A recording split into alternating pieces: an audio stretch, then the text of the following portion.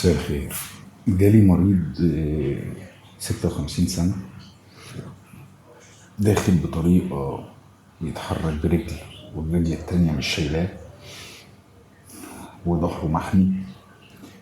المريض ده يعني بقول له بتتحرك كده ليه؟ قال لي الوجع جامد خالص يا دكتور، بقاله معايا فترة شهرين.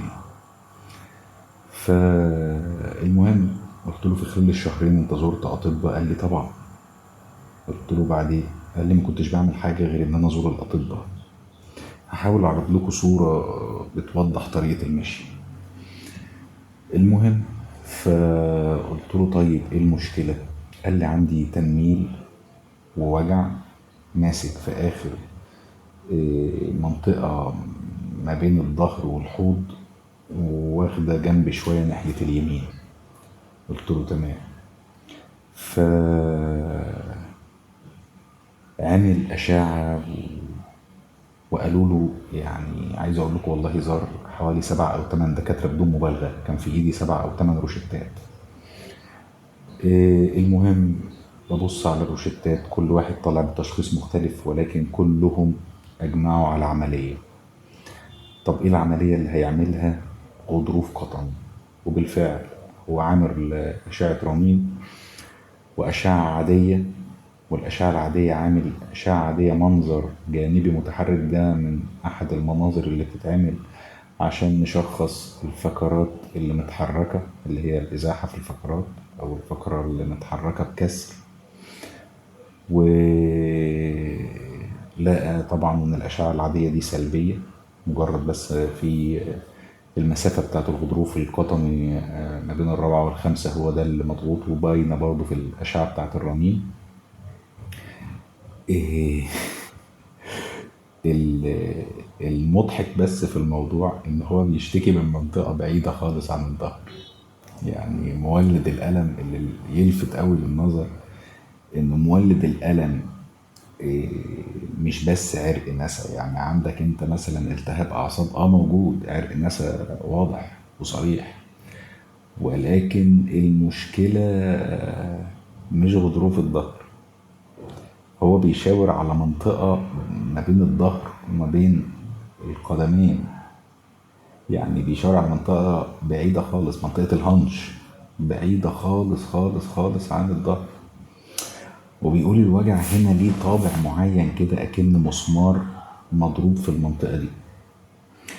فسألته سؤال يعني يبان ساذج شوية، قلت له انت كل دكتور زرته شاورت له على المنطقة دي؟ قال لي ومع ذلك صوروا لك الأشعة دي؟ قال لي وعايز اقول لكم والله هو يعني روشتات دكاترة، فالواحد مستغرب. المهم يعني عشان ما اطولش عليكم، الحالة طلعت في الاخر العضلة الكمثرية فيها عقدة عضلية أو اللي بيسموها البايرفورم سندروم. فانا من ضمن الاسئله سالته، قلت له انت يعني متعود تشيل المحفظه في جيبك الوراني؟ قال لي ده على طول، ده جزء من شخصيتي. وهو ببراءه كده بيرد ببراءه خالص يعني. قلت له يعني انت موضوع المحفظه ده معاك؟ قال لي قلت له في مرض معين كده اسمه مرض المحفظه. قال لي بجد والله؟ قلت له مبروك هو عندك. المهم مرض المحفظه ده يعني علاج الادويه مش فعال معاه. عايز اقول لك مثلا ان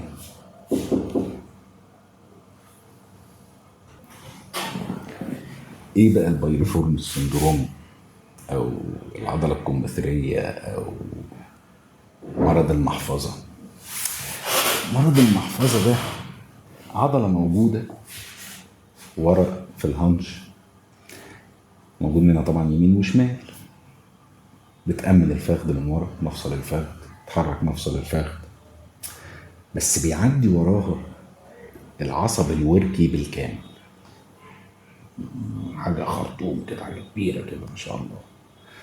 العصب ده اللي هو لامم الضفيرة القطنية والعجزية ونزل يأكل الرجل بالكامل.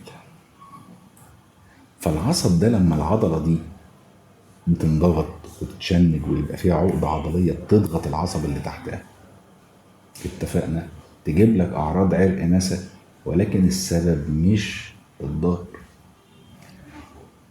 ومهما بقى كان ما هتدي في علاج ادويه ومش عارف ايه، ولا هتنفع معاه. واخد كم روشتات ما شاء الله تبارك الله. المهم، علاجها حاجه من اتنين: يا موجات تصادميه يا حقن موضعي. والموجات التصادميه اهون بكتير من الحقن الموضعي، لان الحقن هنا هيبقى صعب صعب صعب صعب، عمليه كامله، ان لازم يبقى فيها ايه، توجيه، جهاز اشعه بيوجه الحقن. اتفقنا يا عزيز؟ دي يعني كانت نقطة حابب أوضحها لحضرتك، إن مش كل أمراض اللي فيها عرض عرق النسا أساسها الظهر، لا، ممكن يبقى أساسها مشكلة تانية خالص بعيدة عن الظهر. اتفقنا؟ أتمنى لحضراتكم الشفاء في رعاية الله.